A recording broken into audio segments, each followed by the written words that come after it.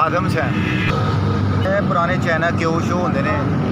ले लईदे ने उत्थों आ रोड तो रोड तो ले लईदे ने इत्थे आके 200-300 लभ जाता है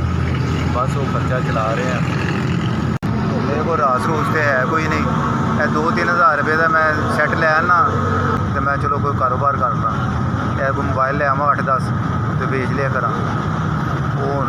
दुकानदार कहते हैं जी बाबा जी एक लै आना रोज़ आ जाते जी रोज़ आ जाते कट्ठे ही 8-10 लै जाओ। मैं क्या पैसे ही नहीं है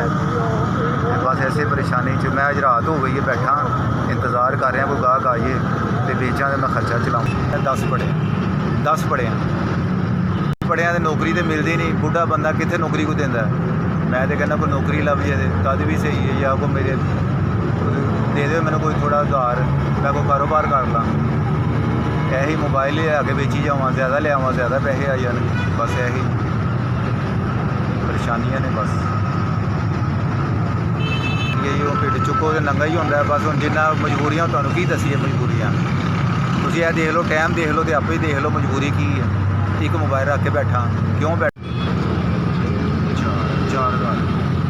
ये तुसीं मैंने 4,000 रुपया दिता है मेरी मदद की है भी ये पैसे भेजे ने अल्लाह उन्होंने सेहत देवे तंदुरुस्ती देवे उन्होंने इन्ना कि देवे कि वो मुक्के ही ना वो लोगों की मदद करता ही रहे खुल के मदद करे ये अल्लाह उम्मीद ही नहीं सी। मैं तो आस लै आके बैठा जी 200-300 की अल्लाह ने मैंने 4,000 दे दिता बस रिश्ता आ गया की SVS ਤੁਹਾਡੀ ਮਿਹਰਬਾਨੀ ਜਿਹੜਾ ਤੁਸੀਂ ਮੇਰੀ ਮਦਦ ਕੀਤੀ 4,000 रुपया देता अल्लाह ਤੁਹਾਨੂੰ ਹੋਰ ਦੇਵੇ ਤੁਸੀਂ ਵੀ ਅੱਲਾਹ ਦੇ ਰਾਹ 'ਤੇ ਦਿੰਦੇ ਰਹੋ ਖੁੱਲ੍ਹ ਕੇ ਦਿਓ। ਇਹ ਤਾਂ ਬੜਾ ਨੇਕੀ ਦਾ ਕੰਮ ਤੁਸੀਂ ਕਰ ਰਹੇ ਜੇ ਕਿ ਗਰੀਬਾਂ ਦੀ ਮਦਦ ਕਰ ਰਹੇ ਜੇ मैं तो दोनों ही दे सकता ਤੁਹਾਨੂੰ अल्लाह ਤੁਹਾਨੂੰ ਬਹੁਤਾ देवे। 0303 57 11 759 0303 57 11 759